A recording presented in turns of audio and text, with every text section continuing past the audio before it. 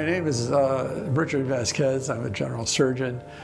Practiced for about 40 years at one of the major teaching hospitals in the Chicagoland area. But I hate to tell you how long I've been doing this. I've worked at downtown hospitals, community size, academic centers, you name it. So one of the hardest things a young doctor has to deal with is the idea of breaking really terrible news to a family member. A patient goes in for a routine procedure and unfortunately passes away. Now you must break this news to her husband. It's a really, really difficult thing to do. Nobody wants to be the bearer of this kind of bad news. You know, generally, we're not there to bury people. We're there to take care of them and send them home, right? Getting access to a hands-on simulation in real time, actually speaking with this family member, breaking this news and managing their expectations, well, it's incredibly powerful. And now Jess has to grow up without her mother because of a latex catheter. I can't. You want to say less than more because you don't know everything at this point. How do we tell Jess? She's only 4. She won't understand why her mom isn't coming home.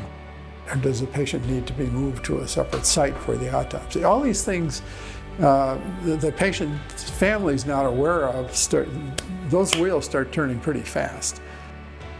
Yes, I understand. It's just hard to think about that right now, an autopsy.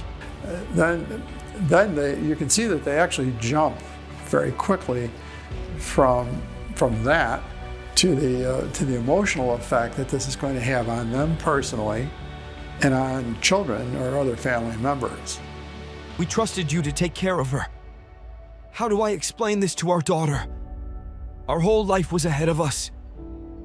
So it's nice to get into a situation where you're in a simulation so that you can get your experience that way.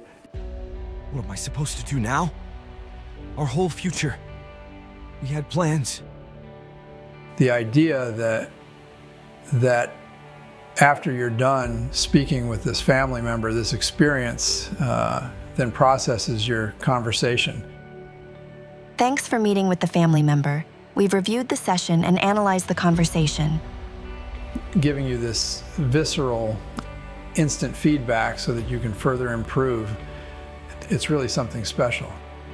It's something that I wish I had years ago for my students and residents.